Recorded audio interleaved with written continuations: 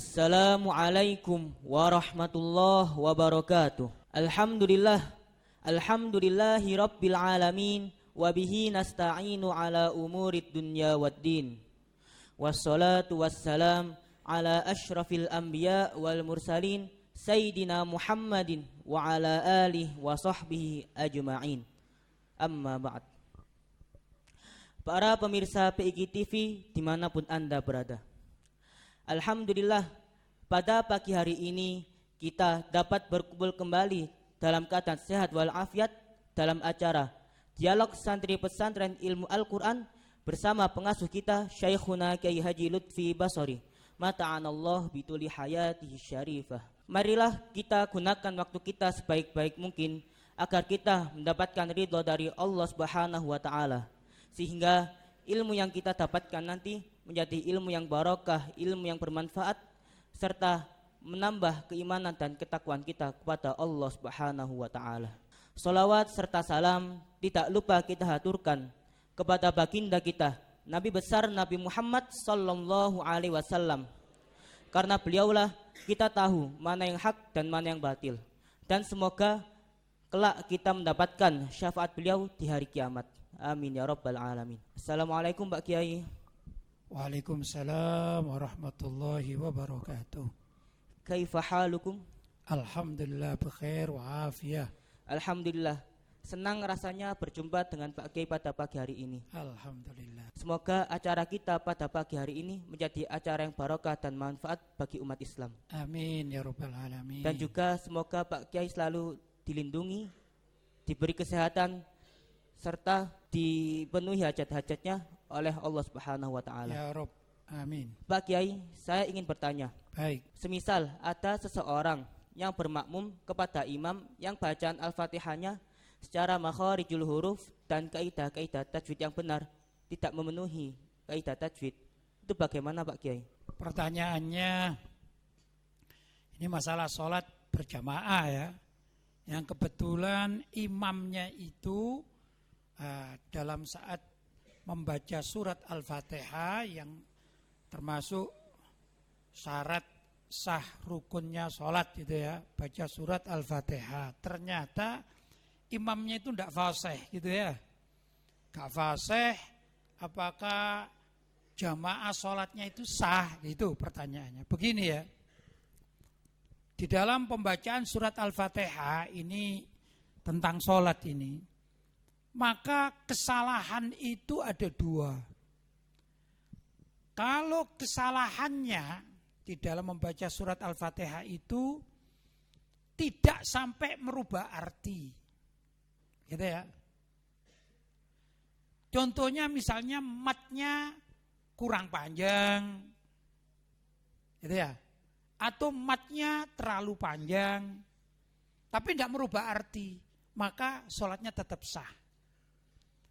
Atau gunnahnya, dengungnya kurang panjang, ini tidak merubah arti, begitu ya.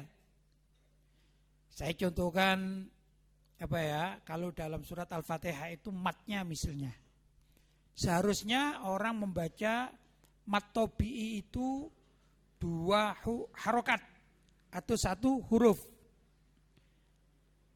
Bismillahi, nah itu ya, Bismillahi, lahnya itu loh, lahi, itu berapa?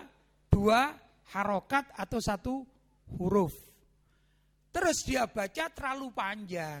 Misalnya ini Bismillahi, ya mungkin menjadi 2 harokat setengah atau bahkan 3 harokat.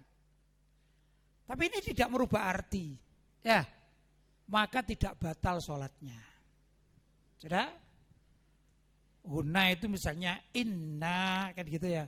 Ada orang membaca gunanya terlalu panjang, inna misalnya. Itu tidak merubah arti. Paham ya?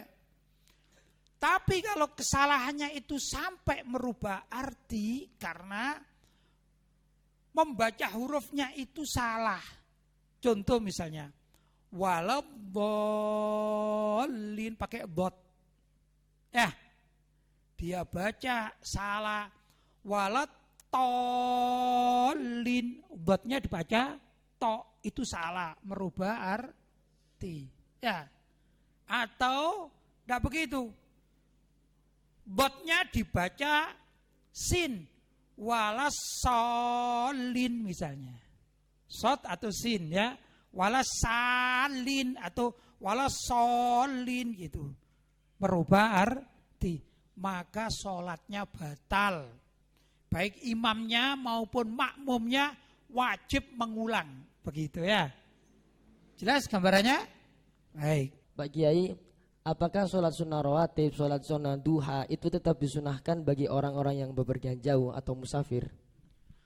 Pertanyaannya, orang musafir bepergian jauh yang sudah masafatul qasr ya. Atau kalau dalam kitab fikih itu ada yang mengatakan lebih dari 84 kilo ya. Ada juga mengatakan harus lebih dari 86 kilo, bahkan ada yang mengatakan harus lebih dari 100 sekian kilo gitu ya. Intinya sudah sampai pada batas masafatul qasr namanya. Orang boleh jamak qasr. Gitu ya. Pertanyaannya, apakah sholat sunnah rawatib atau sholat sunnah duha misalnya ya, itu tetap dianjurkan. Itu ada dua pendapat. Begini, pendapat pertama, bagi orang yang kuat, apalagi di zaman sekarang. Zaman sekarang ini, orang bepergian jauh 1000 km pun naik pesawat tidak terasa. Ya enggak? Gitu. Maka pendapat pertama, dikatakan boleh tetap dilaksanakan. Itu ya. Yaitu rawatib. Maksudnya rawatib itu misalnya qobliyatadz zuhri, ba'diyatadz zuhri. Kan itu ya. Ba'diyatal maghribi. Itu qobliyatal isya'i, ba'diyatal isya'i itu namanya rawatib. Itu ya. Atau sholat duha. Sebelum sholat duha ada juga yang boleh dilakukan sholat isyraq. Jadi isyraq dulu ya. Ada yang berpendapat sholat isyraq itu berbeda dengan sholat duha. Tapi ada yang mengatakan ya sholat isyraq itu adalah sholat duha di awal waktu. Tapi itu namanya sholat sunnah. Gimana? Maka pendapat pertama dikatakan boleh tetap diamalkan. Bila yang musafir itu kuat dan kondisinya enak gitu. Sudah? Tapi pendapat yang kedua, dan ini juga kuat, dalilnya juga kuat, dikatakan maka tidak perlu orang itu sholat rawatib, sholat duha, tidak perlu. Sayyidina Abdullah bin Umar radhiyallahu ta'ala anhu itu bercerita dalam hadis riwayat Imam Bukhari. Beliau mengatakan begini, suatu saat aku menyertai Nabi Muhammad musafir. Ya, ini arti globalnya ya. Maka aku tidak melihat beliau melakukan sholat rawatib. Jadi Nabi Muhammad tidak sholat rawatib di saat musafir. Tapi perlu diingat musafir zaman itu ya naik onta, naik kuda, berat sekali ya. Itu pertama. Kata Sayyidina Abdullah bin Umar melanjutkan, demikian juga tatkala aku menyertai perjalanannya Sayyidina Abu Bakar As-Siddiq pun beliau tidak sholat rawatib. Begitu. Demikian juga tatkala aku menyertai perjalanannya Sayyidina Umar bin Khattab dan Sayyidina Utsman bin Affan pun beliau ini tidak melakukan sholat rawatib. Begitu ya. Termasuk juga duha dan lain sebagainya. Jadi tidak perlu gitu ya. Pendapat ini kuat dan ada dalilnya. Namun menurut para ulama kecuali sholat witir di akhir waktu malam dan sholat fajar. Sholat fajar itu boleh dikatakan qobliyatas subhi. Maka menurut riwayat Siti Aisyah dikatakan Nabi tidak pernah seumur hidupnya meninggalkan sholat witir yang 3 rakaat itu ya. Dan sholat fajar. Berarti Nabi itu pun melakukan sholat witir dan sholat fajar tatkala di dalam bepergian. Begitu ya. Paham sekarang? Baik. Ada seseorang penjaga toko, dan ketika datang waktu zuhur, dia ingin sholat di tokonya, akan tetapi dia malu dilihat oleh banyak orang. Kalaupun tokonya dia tinggal untuk sholat di musola, tokonya tidak ada yang jaga. Maka bagaimana solusi dari Pak Kiai? Baik, orang penjaga toko, baik tokonya sendiri maupun tokonya orang lain. Pertama, kalau toko sendiri itu paling enak, ya. Kalau tokonya orang lain harus izin kepada pemiliknya. Kalau dia hanya sekedar pegawai, ya. Maka karena itu cari juragan itu yang bisa diajak negosiasi, terutama masalah ibadah ini ya. Jangan asal mencari juragan. Kadang ada toko atau swalayan gitu yang pemiliknya tidak ngerti hukum agama, terjang saja gitu ya. Bahkan sholat Jumat pun ada yang dilarang gitu. Ini namanya juragan yang tidak mengerti hak umat Islam. Kembali lagi begini ya. Di beberapa tempat di Indonesia ini ada, di Malang pun saya melihat. Bahkan di Ampel dan beberapa tempat itu begini. Ini di Mekah pun di Madinah dilakukan. Triknya apa? Kalau mendengar azan sholat, Allahu Akbar, Allahu Akbar. Kebanyakan ini azan zuhur dan azan asar. Kebanyakan. Maka tutuplah pintu toko tersebut. Artinya tokonya ditutup. Sudah tutup sementara di waktu sholat. Bila perlu dikasih pengumuman ya kepada para pembeli, dimohon maaf di waktu azan kami tutup toko ini. Begitu, ada pengumuman-pengumuman seperti itu ya. Misalnya tidak bisa ditutup pintunya atau rolling door-nya, tidak bisa ditutup, minimal dicarikan terpal atau kain yang sifatnya ditutup. Dan ini dilakukan di mal-mal itu ada begitu ya. Nah, kalau di Mekah pun demikian. Nah, ini lebih aman. Kemudian ditinggal sholat. Nah, kembali dibuka lagi. Begitu, ini untuk menyelamatkan akidah sholatnya tadi itu ya. Dan biasanya orang-orang atau awam itu mengerti, oh toko ini kalau sholat atau azan pasti tutup, biasa itu. Paham ya? Itu pertama solusinya. Kedua, andai kata terpaksa tidak bisa seperti itu, sholat aja di tokonya, tidak apa-apa. Kalau pertama malu itu biasanya awal-awalnya saja malu. Tapi kalau sudah seminggu dilakukan sholat di tokonya, itu menjadi biasa. Ya, sebagaimana gini, kita yang tidak pernah sholat duha misalnya di keramaian, di musola, di masjid, di aula, di pesantren, ya, gak pernah sholat duha. Tiba-tiba kita ini punya kerentek sholat duha. Itu biasanya di awal-awal itu rasa malu ada. Bahkan juga rasa riak pun ada ya. Pamer, nih aku sholat duha. Tapi kalau setiap hari dilakukan, maka rasa-rasa malu dan riak itu sudah gak ada lagi. Karena menjadi kebiasaan. Demikian juga sholat di toko sambil menjaga ya.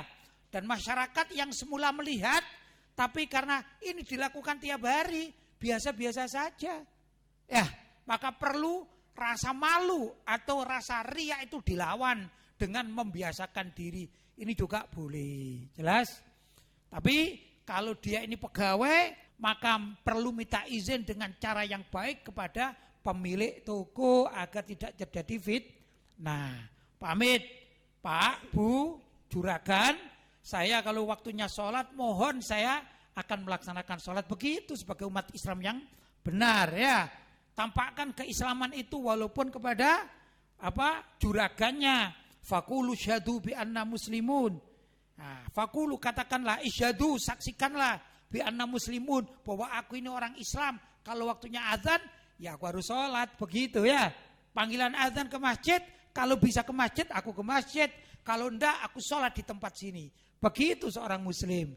Jangan kalah dengan urusan duniawi. Andai kata juragannya ini jahat, gak boleh, cari aja juragan yang lain. Begitu ya.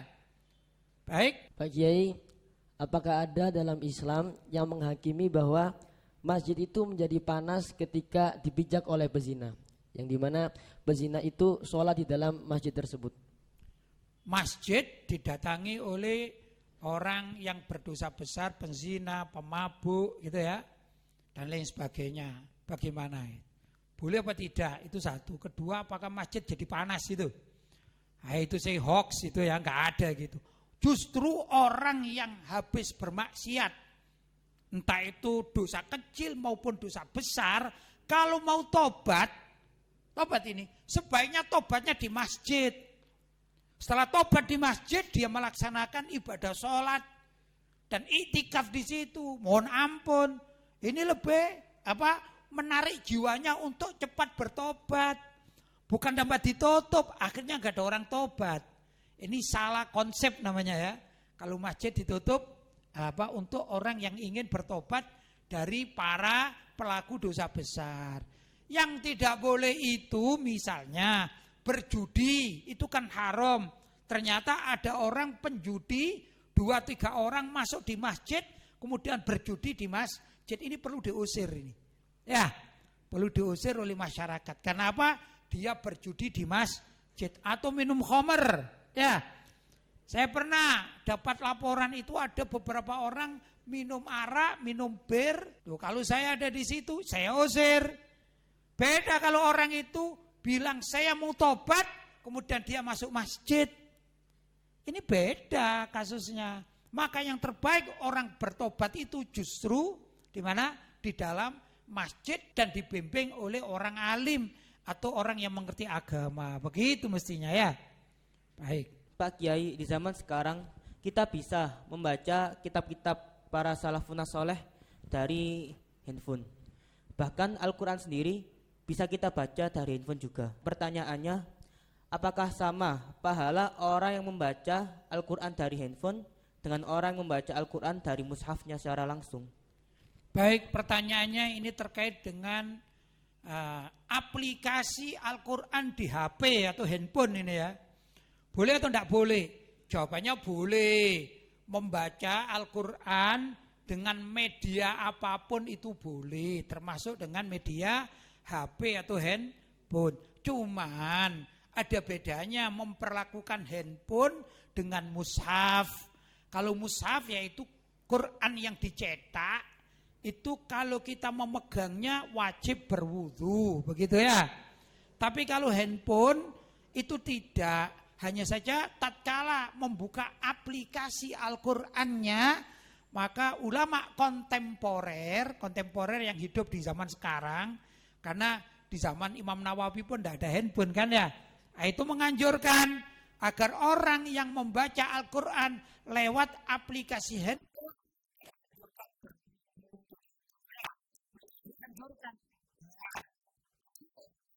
menurut sebagian para ulama. Kalau kita mendapati satu mushaf Al-Quran, maka kalau tahu yang ada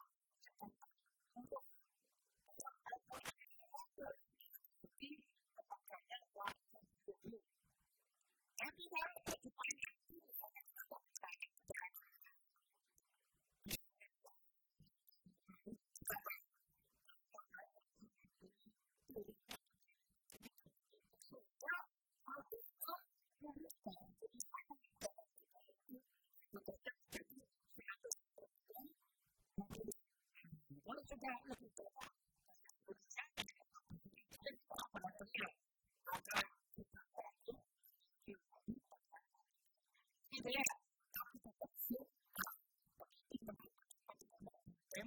Temporer. Demikian juga dengan HP aplikasi Al-Qur'annya ya cuman satu, sedangkan aplikasi lain-lainnya bahkan gamenya gitu ya, segala macamnya, ada tuh stylenya tuh apa? Pokoknya macam-macam gitu ya, WhatsApp-nya kan lebih banyak. Maka ini dikategorikan sebagai buku yang tadi itu lebih banyak terjemahannya daripada huruf Al-Qur'annya. Begitu ya. Tapi tetap wajib dihormati. Tatkala kita misalnya membunyikan handphone, maaf ya, bacaan Al-Qur'an, Bismillahirrahmanirrahim, Alhamdulillahi Rabbil Alamin. Jangan taruh di tanah gini, apalagi diinjak, jangan. Ya, tapi tatkala kita tidak membunyikan, misalnya biasa-biasa saja habis telepon, halo, assalamualaikum, gimana kabarmu? Ditaruh di tanah, bahkan diinjak, tak masalah kan? Ya, tapi tatkala dihidupkan, ada ayat-ayat Al-Quran, tak boleh. Hukumnya menjadi haram kalau diinjak. Paham? Jadi harus hati-hati kalau kita menggunakan aplikasi handphone yang berisi ayat-ayat Al-Quran. Termasuk juga tatkala mati handphonenya kita bawa ke kamar mandi, gak apa-apa. Tapi tatkala hidup ada bacaan-bacaan Al-Quran, gak boleh dibawa ke kamar mandi. Jelas ya? Toilet atau kamar mandi. Begitu hukumnya. Jelas? Pak Kiai, apakah orang Syiah itu fikihnya mengikuti fikih Imam Ja'far Shadiq? Orang Syiah apakah mengikuti fikih Imam Ja'far Shadiq? Pertama begini, para ulama mengatakan bahwasanya Imam Ja'far As-Shadiq itu salah satu dari dzurriyyah Nabi Muhammad SAW adalah orang alim, sangat luar biasa. Bahkan ajaran beliau sudah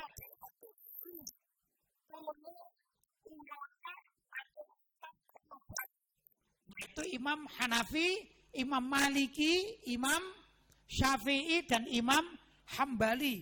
Tentu pada bagian-bagian tertentu, ya, bagian-bagian yang dibutuhkan oleh para imam tersebut. Kemudian Imam Ja'far As-Shadiq tidak mempunyai murid yang membukukan ajaran tersebut kecuali beberapa yang sudah disadur atau dinukil oleh para ulama yang tadi itu minimal 4 mazhab. Sehingga ajaran fikih Imam Ja'far As-Shadiq dikatakan zaman sekarang sudah ingkorot, habis ajarannya. Paham? Nah, muncullah orang Syiah. Orang Syiah itu sangat mengagung-agungkan keluarga Nabi lebih daripada Ahlussunnah wal Jamaah. Ulama-ulama Ahlussunnah wal Jamaah dan para pengikut Ahlussunnah wal Jamaah, kita wajib mengagungkan, memuliakan ahlu baitin Nabi, dzurriyyah Nabi sallallahu alaihi wasallam. Ya dah. Tapi tidak mengkultuskan. Paham? Tidak mengkultuskan. Sedangkan orang Syiah itu mengkultuskan. Sehingga menurut mereka salah satunya Imam Ja'far As-Shadiq itu dihukumi maksum, tidak mungkin salah karena kedudukannya seperti Nabi, begitu. Ini kesesatan orang Syiah. Yang kedua, orang Syiah itu propaganda agar akidahnya laku di tengah masyarakat. Maka mereka mengatakan fikih kami adalah fikih Imam Ja'far As-Shadiq, yaitu gurunya Imam Hanafi, Imam Maliki, Imam Syafi'i dan Imam Hambali. Mungkin lebih mudah dikatakan, hei kalian ngapain ikut muridnya, mending kita ikut gurunya aja. Begitu ya. Ini kamuflase atau pembohongan dan pembodohan publik yang dilakukan oleh orang-orang Syiah. Enggak boleh diikuti ya. Jadi kalau kita ingin mengetahui fikih yang diajarkan oleh Imam Ja'far Shadiq, ya lihatlah fikih imam 4 mazhab tersebut ini sudah cukup dan itu yang diakui oleh ulama seluruh dunia. Begitu ya. Dan juga para ahlu baitin Nabi Shallallahu Alaihi Wasallam setelah ada 4 mazhab ini mereka adalah berpegang teguh dengan salah satu dari 4 mazhab, bukan mengarang sendiri fikih, apalagi rujuk kepada kata-kata fikihnya Imam Ja'far Shadiq itu pembodohan. Ya, kalau Ahlussunnah wal Jamaah enggak begitu. Jelas? Alhamdulillah pemirsa, dialog santri pesantren Mual Quran telah selesai. Sebenarnya masih banyak pertanyaan-pertanyaan yang ingin kami sampaikan. Akan tetapi karena waktu yang singkat yang mengharuskan kita untuk selesai, insyaallah akan kita sambung pada episode-episode selanjutnya. Terima kasih untuk pemirsa PGI TV yang senantiasa menyaksikan video-video kami hingga akhir. Dan semoga apa yang beliau sampaikan tadi bermanfaat untuk kita semua. Dan kita doakan juga semoga beliau Syekhuna Ki Haji Lutfi Basori diberikan kesehatan, panjang umur, dilancarkan rezekinya. Amin amin ya rabbal alamin. Mungkin ini saja dari kami. Jangan lupa like, comment, and subscribe. Wassalamualaikum warahmatullahi wabarakatuh.